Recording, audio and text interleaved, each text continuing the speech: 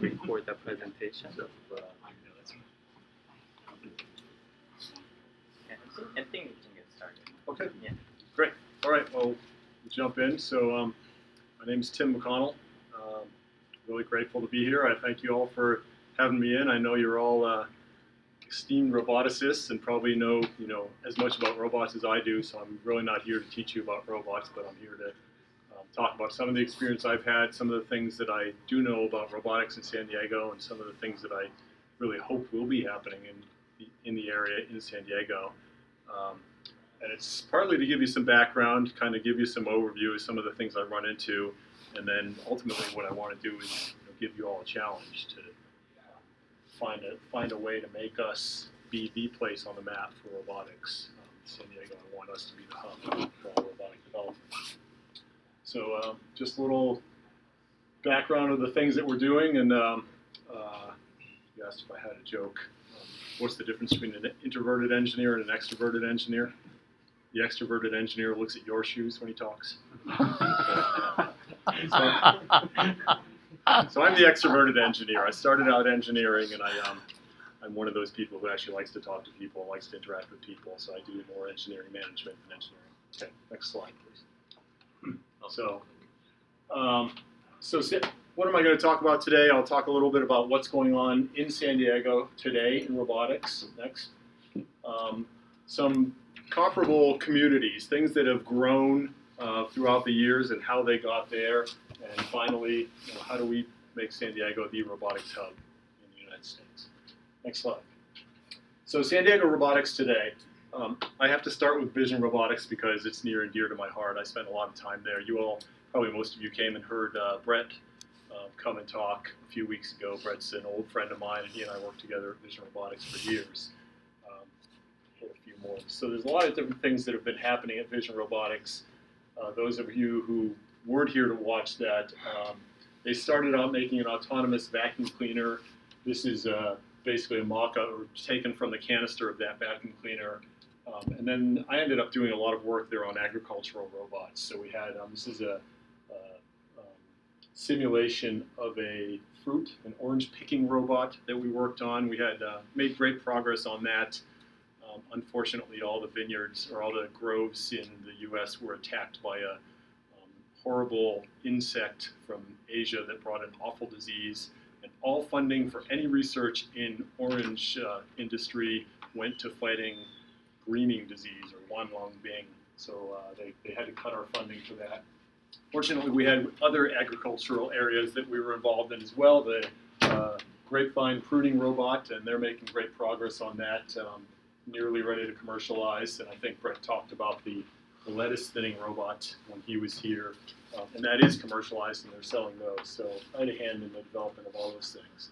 5D Robotics is another company that you probably all heard of up in Carlsbad, and they're doing some great work on localization of robots using special wideband tracking tags that they can put on robots and that they can follow around, so they can follow soldiers in the field or follow each other, or track vehicles together.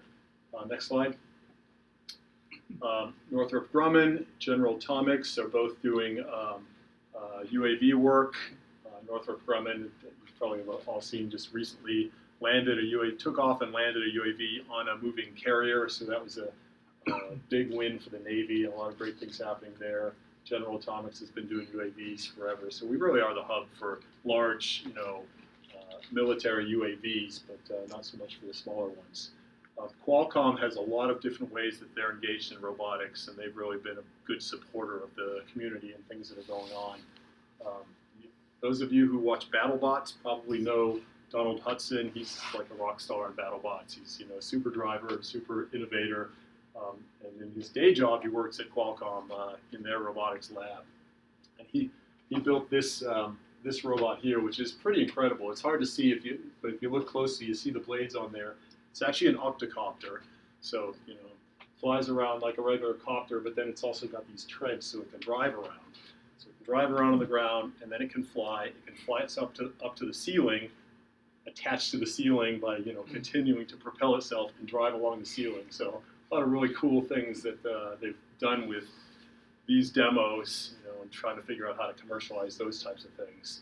They've also built this pretty cool little Dragon rover that roams around. And all of those things are used to exemplify their Snapdragon processors, which they believe, and I believe, is really the best processor for robots as far as MIPS per gram, the ability to do vision, the ability to do lots of intense processing there. This is the CTO of Qualcomm, Matt Grob, flying a little copter around in a talk that he gave recently. But he's very dedicated to robotics, so we want to do whatever we can to keep Qualcomm engaged in the robotic community. The other thing they've done that's been huge is fostering the Robotics Accelerator, which started out this year and is powered by Techstars. You're probably all familiar with Techstars and the things that they've done in growing communities around the country. So this is Techstars' first venture into robotics, and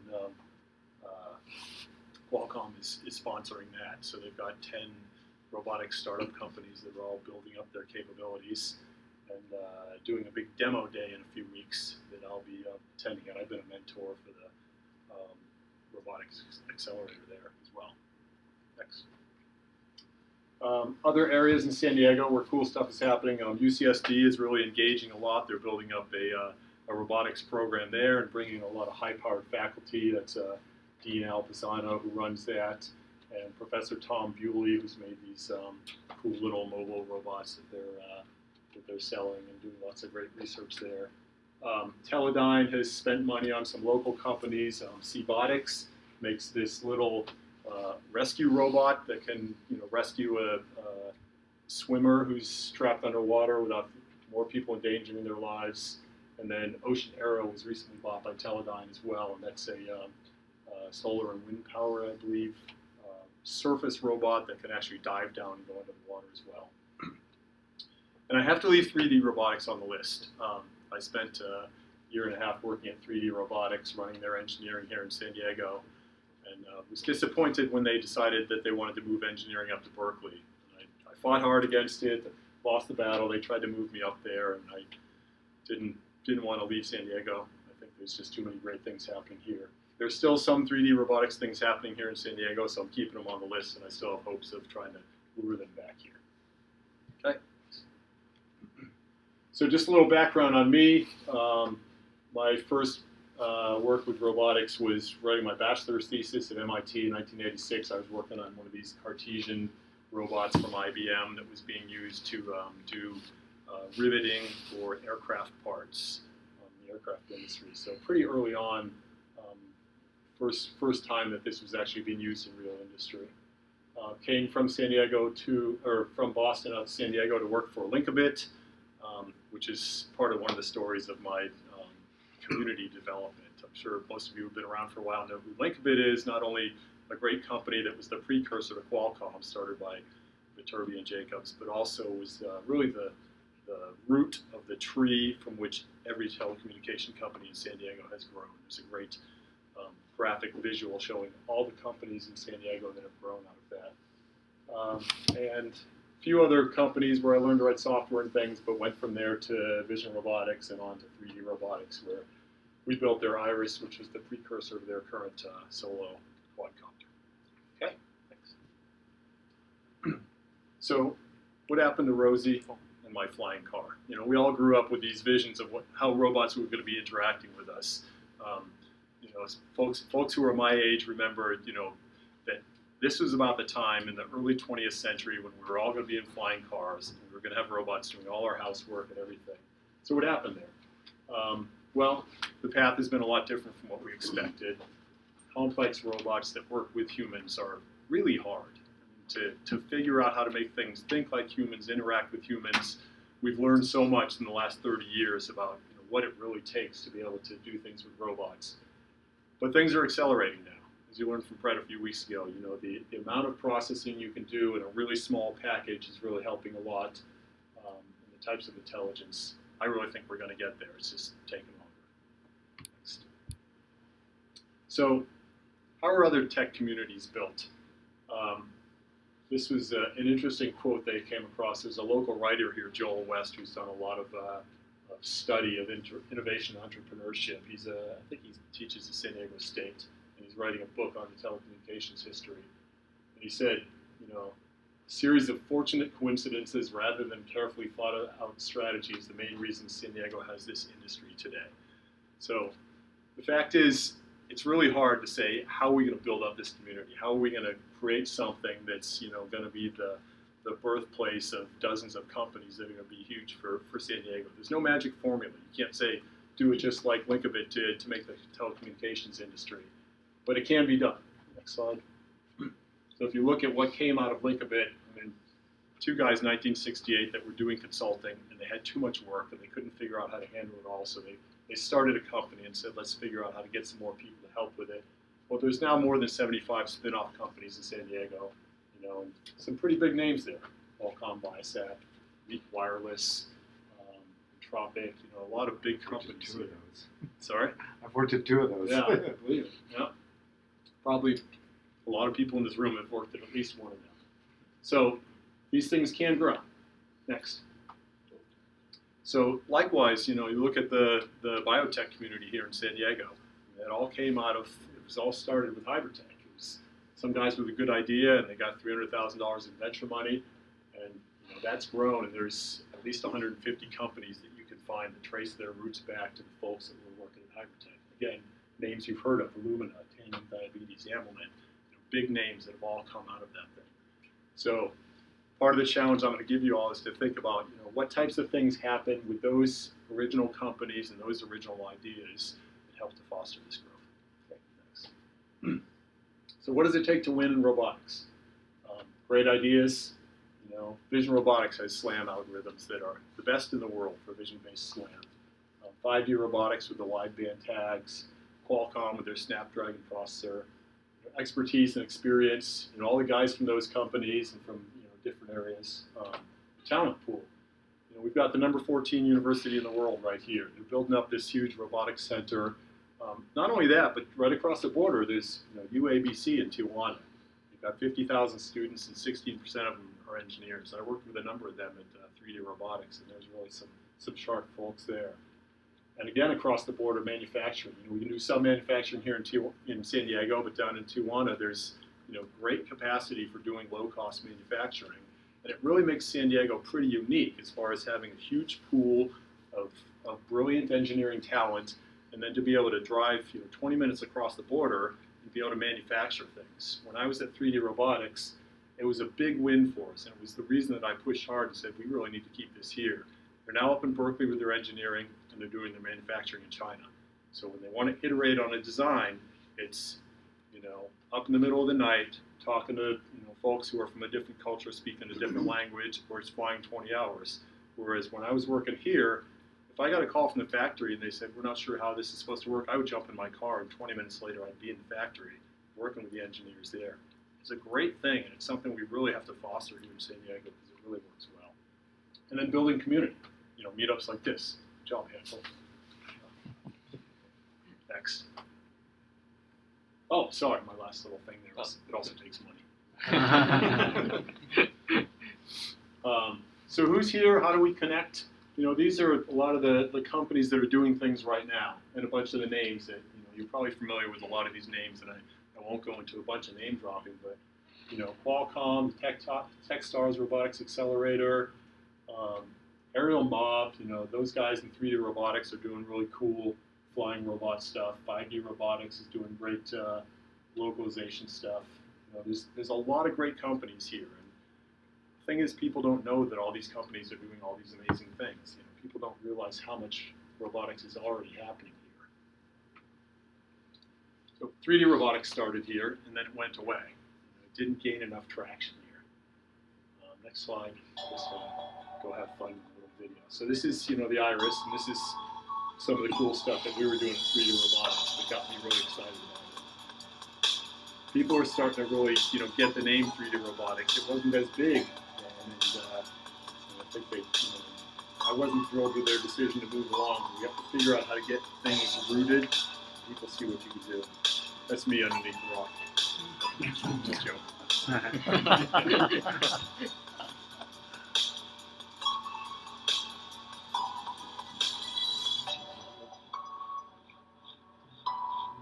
Just a fun job. Cool stuff we can do with brains.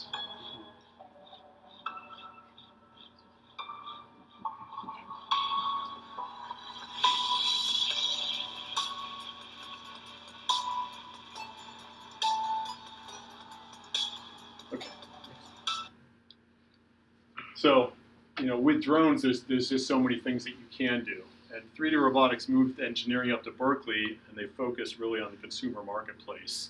But in my mind, there's still a huge open opportunity and something that we can take advantage of here in San Diego. I think that the place where drones are really going to be a big win, and where people are going to be excited about the things they can do, and they're going to add to our community and to our society, rather than just being an annoying thing that people want to make laws to not have over their yards, is the enterprise space. There's tons of things you can do for the environment. I was just talking with the brother of a friend who works for a sea turtle rescue organization down in Costa Rica, and they go walk the beach every single night after dark. They go down there and they get to the end of the trail and get to the beach, and they say, should we go right, should we go left? And they start walking looking for turtles. Well, I was working with him on figuring out how they can get some drones down there and be able to, fly 3 miles down the beach and fly back and take some video, and then figure out where you want to go. Things you can do in environmental disasters, chasing poachers, chasing people that are shooting lions, etc. First responders, construction. There's just a ton of stuff you can do in the enterprise space, and there's a lot of opportunity and openings there. I think that's something we could grow a lot in San Diego. Next. Vision Robotics. This is another example of something that just needs to get the word out there. Vision Robotics is really the leadership. They developed SLAM technologies that nobody else in the world had, to be able to use stereo vision, to be able to do simultaneous localization and mapping. They were doing things that nobody else could do. And they're 2 miles from here. And how many people know that they're even there? How many people know that they're doing things that are, at the forefront of world technology? So we have to figure out how to get the name out there. Tim, can you define SLAM? Simultaneous localization and mapping. Basically, it is what it sounds like. So if you put a robot in a room, and the robot has a map of the room, to localize itself is not hard. It can find its way around. I know where I am, I've got this map. Or if you put a robot in a room and you tell it where it is all the time, creating a map isn't that hard. To do the two simultaneously is really hard. To put a robot in a room and say, I'm not going to tell you anything, figure it out, drive around, and at the same time you're always figuring out where you are based on your position and creating a map of that, it's very hard to do. But it's sort of a holy grail for autonomous robotics. 5D Robotics, again, it's built amazing technology, and I got David to send me this video on the next thing if we go on.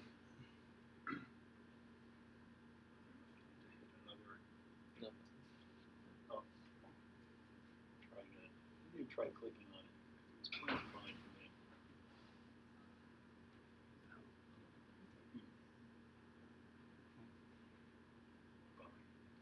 Sorry about that. So I'll go back to the previous one. I'll show you the picture, and we can pretend it was a video. I'll see if I can play it for you later tonight. They have these U.S. rentals. They have these little scissor lift things that they've got running with their wideband tag technology, and it's a video of these things driving themselves around the service yard, driving up onto trucks, parking themselves, interacting, avoiding each other. Pretty amazing things that they can do. We can go try to see if we can get one on YouTube afterward. And just some of the other pictures of robotics companies. Next. Okay. So we're sort of near the end. Dinner's over. You expect dessert. I'm not going to give you dessert. I'm going to give you homework. How do we do this? So what are the things we need to do? Build community. Things like Connect, Evo Nexus, Qualcomm Robotics Accelerator, powered by Techstars. Building companies, 5D Robotics, Brain Corp. I didn't talk about Brain Corp, but they're doing amazing stuff with software for robotics. They're making robots think like humans. Building investment. This is one that's really hard in San Diego. We're always challenged with trying to get more investment dollars here. So much of the funding is in the Bay Area, and then New York and Boston. So we really need to figure out how to get more local venture. Maybe get some of the Bay Area venture funding down here, local angels, and then letting the world know. I think if you get the talent here, the awareness will follow. Get more people coming into UCSD, get more people developing robotics capabilities, more people will start to know. So UCSD already knows about it. all the rest of you, talk to people at your own universities. Let them know, what's happening here in San Diego. Get them excited about coming out here and starting companies. That's all I have. So I'll open to questions. What are you doing right now? What am I doing right now? So I'm not actually working in robotics because 3DR moved my job, and so I kind of went into I got to find a way to stay in San Diego kind of work. So I'm working at a company called Micropower Technologies. We make solar-powered wireless cameras. But it's interesting because every time I think, well, I'm going into something totally new, I find it's not that different from what I was doing. We're making cameras that people want to put in remote locations. So just like at 3D Robotics, the goal was I want to put a camera somewhere where I can't just go bring it with my own hand. But instead of flying it there, I'm now putting it on a pole or on a wall or something. So it's still, capturing video from some difficult to get to location, sharing that video. And then in my mind, the two will come back together because I think there are ways that you'll be able to use surveillance and drones in the same sort of application. If I've got a camera watching something, I can watch it for a month and nothing happens, and when suddenly something interesting happens, I'm going to want to send in the drone. So I think the two will work together. But to keep myself engaged in robotics, I'm doing things like this and mentoring at the Robotics Accelerator. Mentoring another company for Evo Nexus called Kelzal that's making obstacle avoidance technology so that drones can avoid aircraft. You've probably all seen the cases recently of firefighters that couldn't fight fires with aircraft because bozos were flying drones around fires as well. So if they can enforce technology that says you need to detect aircraft in the area and land as soon as it happens, it'll be a big step forward for people to accept these things and for them to be less of a nuisance. So that's another company that I'm working with. They're actually doing the Evo Nexus demo day night after tomorrow. One question I had was, is now the right time to make commitments in the sense that all the companies that are up there are all struggling and have been struggling for a long time to be successful businesses. And so is they not have the right formula, or they were too early? And so what's the right formula, and is now the time to commit? Yeah, that is such a good question. Because when I graduated from college in 1986, I was sure my career was going into robotics. Whereas the only jobs then were in Detroit. And they were working on arms that were spot welding and painting cars. And there was nothing else happening there. But it felt like we were just on the brink of something really cool happening. Well, we've been just on the brink for a while. So figuring out which of these things are going to grow. The good thing is there are companies that are making really good money right now developing robots. If you look at DJI, they're shipping 30 or 40,000 drones a month. What's DJI? It's the Chinese company that makes the most personal use drones. I don't know what it stands for, it's three Chinese words, but they make the Phantom. So usually when you see the personal copters, the white ones with the little red stripes on the arms, those are DJI copters.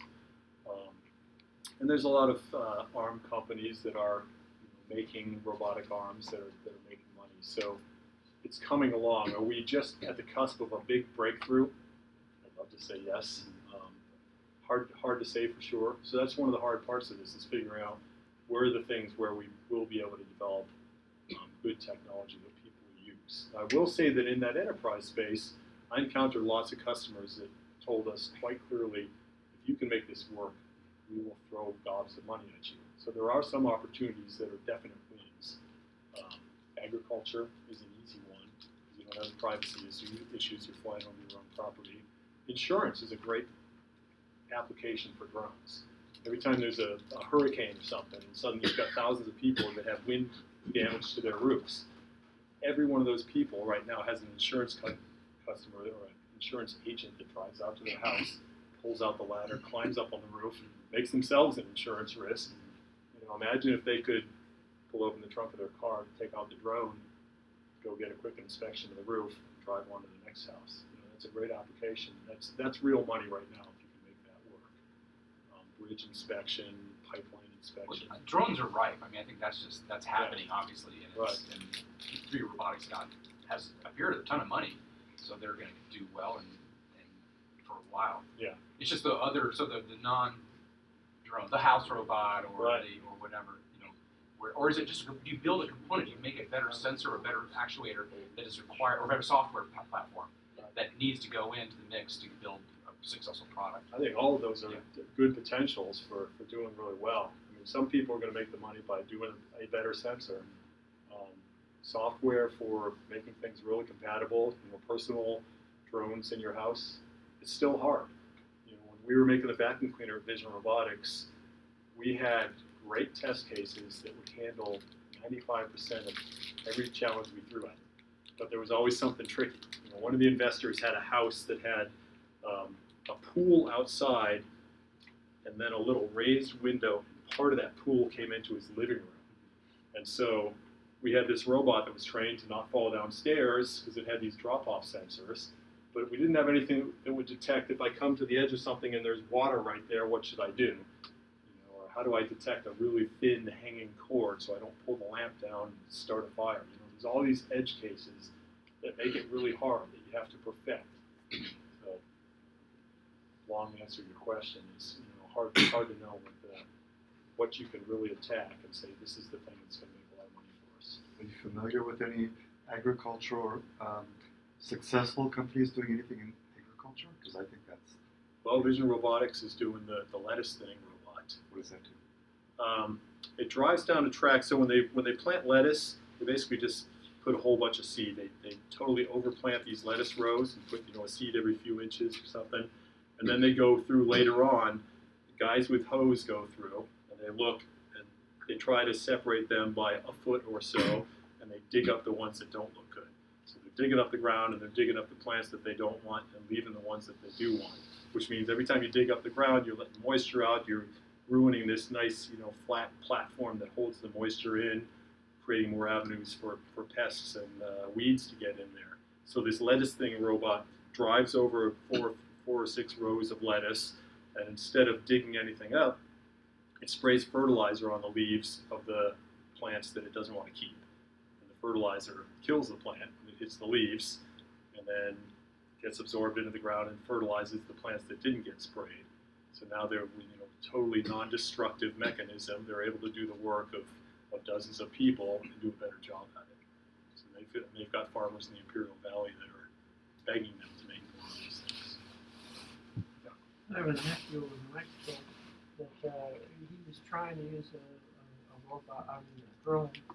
It's the integration that seems to be holding everything up. What he does is he repairs old buildings, so he needs to know where the thermal leaks are and the dimensions of buildings that don't have any drawings anymore, that sort of thing. So he can take a FLIR camera, but he has to be on a higher building to see the roof. Can't really fly a helicopter because it's too low. So the drone was perfect, but we couldn't get a FLIR camera integrated into the drone. It was either they wouldn't sell OEM parts or it was too big. I've got plenty of buddies at 3D Robotics that have drones with FLIR cameras on them. Yeah, it's just now coming to pass. We talk to people in Australia, we went all over the place trying to find somebody to pay attention to this, because he's got software that he can take the pictures with the drone shooting straight into the building, fly on four sides, take the roof, and it'll create the drawings for the building and all the dimensioning, and then he can take all thermal runs, and it's a huge business opportunity because repairing old buildings is big money. But to get all that information is really difficult. But a drone could do it in no time at all with a FLIR camera. Yeah, it certainly can be done. There's hurdles to overcome, regulatory and safety and things, but guys are doing it. Is there any companies in the area that are doing things like Mobileye, with self-driving cars and stuff like that? Good question. I don't know of anyone. Are you familiar with Mobileye thing? I've heard of them. I've heard of them, but I'm not. Oh, okay. It's an Israeli-based company, and they're doing pretty complex things with safety-type things on cars. So, you can put it on autopilot, so to speak. But it's a hugely complex problem. Yeah. And but they're making real big headway on Yeah. this thing. I don't know of anyone in the area That's doing autonomous vehicle. Right. But I do think that is a great idea.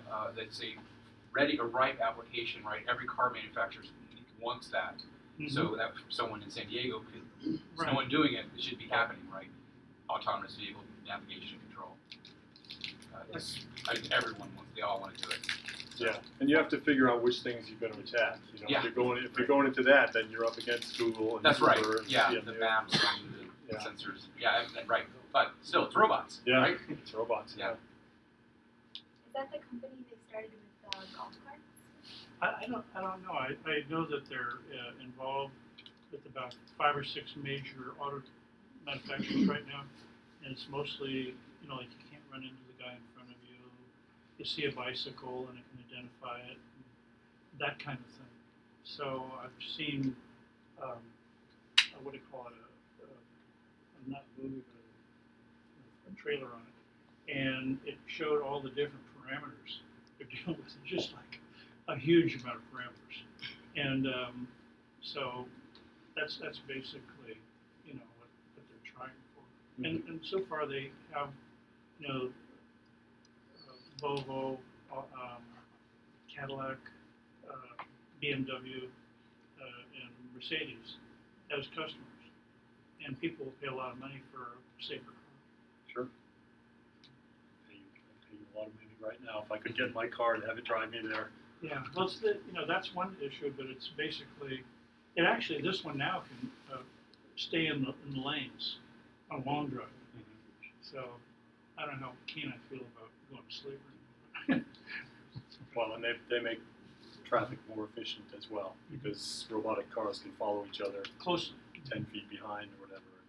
I got a question about your working on the different agricultural situations. When you're dealing with that you had worked on, were you working with people that were going to change the variety of the product that you were picking and maintaining? No, we weren't involved in that at all. Oh, It was really just being able to count, pick. Yeah. I was prove, involved analyze. quite a long time ago with the unfortunate change from tomatoes that you could actually feel that were tomatoes. Now that there's a VF45, it was made of tomato, and that's how come they get picked and chucked out in the field that they're not green enough. Yeah. So- No, we were looking at just standard crops. But we were trying to count fruit, for example. So Right. being able to count small green apples that are surrounded by green leaves. So Right. a lot of vision processing. Mhm. That's an area that's huge. I mean, almost anything you're going to do is going to need to have intelligent vision capabilities. So that's the type of thing where you may not be going after a big robotic market. You may be doing technology that you could sell to anyone who's in the big robotic markets. And the computers are plenty fast now, finally, I guess, to do vision. Well, every time you make them faster, someone's going to have more Yeah. capabilities that they want to do that much faster. There was an inspiring video I saw on YouTube that I think is it a Pixel Hawk? It's a 3D robotics controller. Hawk was controlling a tractor. I guess the guy was driving a combine, and he called over the hopper truck, and it dumped the combine, and it was just one farmer just controlling these machines on the farm. It's just incredible. It's like, wow, it's shocking. And just with basically off-the-shelf stuff. Right. No big deal. Yeah. So part of the trick is figuring out what are the areas where these things could be applied. Where are things like old house development or farming, or what types of things could a machine do as easily as a human or more safely and efficiently. Question for you. What's being done with robots in the ocean? Well, there's a few companies. One that I mentioned here in town, Robotics. So they've got exploratory vehicles and search and rescue vehicles. There's a company up in the Bay Area called Liquid Robotics that has a little wave following thing that kind of flexes and uses the wave energy to propel itself, and they're spread all over the world. There's a lot of work being done at Woods Hole for underground or underwater deep sea vehicles. And I haven't been super close to any of that, but those are the few that I know. And then this other one that Teledyne just bought, I had a picture of the Ocean Aero. I'm not that familiar with them. I've seen their name in the news a few times recently. Where there's some contest, and I don't know, I don't know who does it, but I an educational underwater robotics concept. Yeah, did that happen already? Yeah. That happens every year. Yes. It's colleges, right? No, well, it's actually up on Point Loma. Point Loma. Point Loma. There's a big tank up there that they kids from all over the United States or all over the world come, and they have autonomous underwater vehicles that go through a hoop and turn left and go through something, and it's fantastic to watch. One of the things I got interested in is There's an undergraduate program at UCSD that they do a lot of work at Scripps for Mhm. those types of things. Yeah. Develop underwater robots. First Robotics is another great program. If any of you can find a way to get involved in FIRST, judging or mentoring a team or things, get some of the local young people involved. How many people here have done FIRST or been involved in it? Yeah, that's great. That's great. What a terrific program. I tell kids when I'm judging at FIRST, I tell all the kids there that when I'm looking at a pile of resumes for the next position, if I see FIRST Robotics, it goes on a special pile because those people are amazing. They're all just a level above people that aren't doing it. So get involved in that. What are are there any technical domains that are first amongst equals in terms of difficult to find the top talent for and sufficient quantity? You mean Embedded programmers or motor controllers, mechanical engineers? Are there any technical domains that you have the most difficult time getting them talented by? Basically, who's hard to hire. Yeah. I don't know. None that I can think of. There's so many kids that are coming out with CS degrees now, which is a really big part of it. Yeah, I don't know the answer. The thing I find interesting is like with robots, it's cross-disciplinary. So rarely we find someone who's good at electrical, mechanical, and software, and that's kind of what you need. If you're a good robot developer, you need those skills. I think that's a really good point. That's a very good answer. Is that the people that have the ability to understand all the different domains, because just writing software isn't going to get you there if you're trying to design something that's got some difficult mechatronic problem you're going to solve. So someone who's that background, someone who's willing to jump from one thing to another. And the first team, the students at the first tend to have a little bit of that. They're at least introduced to cutting metal and cutting code and whatever on the same team.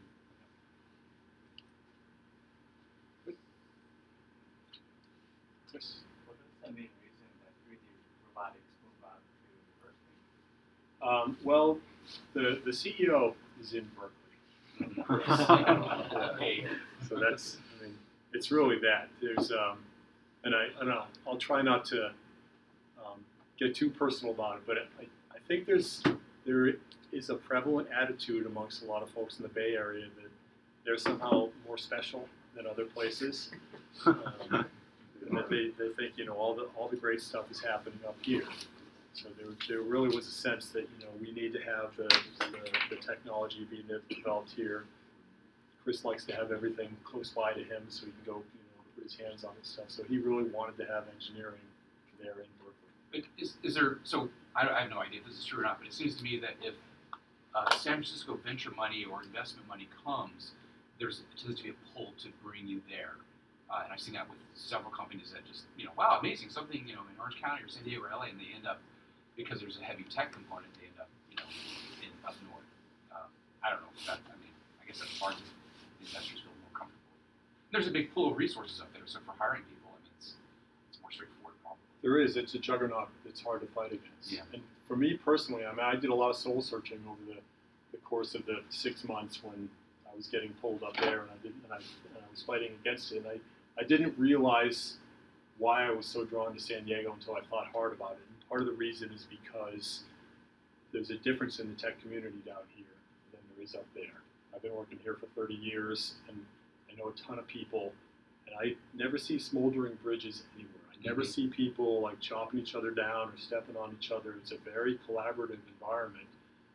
And up there, it's, you find groups of people that work together, but there really is a lot more cutthroat competition up there, and jumping from job to job and chasing the money, and working 80 hours a week to make lots and lots of money. And for people that thrive in that environment, that's great for them. I can't fault them for it. But I think there's something here that to me seems better, that people have a better balanced view. And I want to figure out how to use that balanced energy to make us win in this space.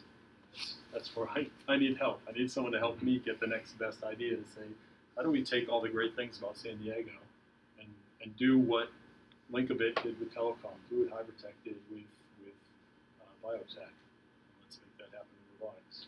Just as an observation, in a way, prior to those companies and industries, the Navy and the defense contractors in San Diego really formed the core of what San Diego was. It was a small town with a lot of defense contractors, yep. and that it was just, to me, that sort of shaped the industry a little bit in San Diego, just in the DNA of how it's evolved. And I imagine Linkabit had a lot of contracts from the Navy. So that's interesting. I want to just carry your thought for just a minute because it gives me that idea. I mean, Linkabit grew a lot because of government contracts. They were doing a lot of work. All the projects I worked on were for the Air Force. So they were using the prevalent industry in the area to grow something else. So maybe we need to do the same thing. Take the telecom industry or the biotech industry and figure out how to get them engaged in robotics, how to provide things to them that make them better as companies that help us to grow the robotics space. And there's tons of stuff you can do in biotech with robots. Maybe we need to, and Illumina's got huge success and lots of money. Qualcomm has success and money, and they're trying to get into robotics. So maybe that's part of the lever, is to be able to take things that are already successful and say, I can help you do that even better with robots. So interesting government grant money out there, like Naval Ocean Systems Center or DARPA or any of these little. I don't know. Good question. There's a ton of good money out there if you go into the small business innovative research. Mm-hmm. That's twice a year they issue contracts. And that's a great place to start.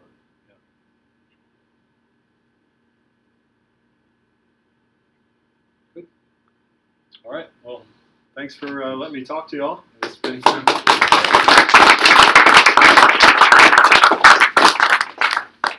So we have a couple announcements. You want to go ahead, Clarissa?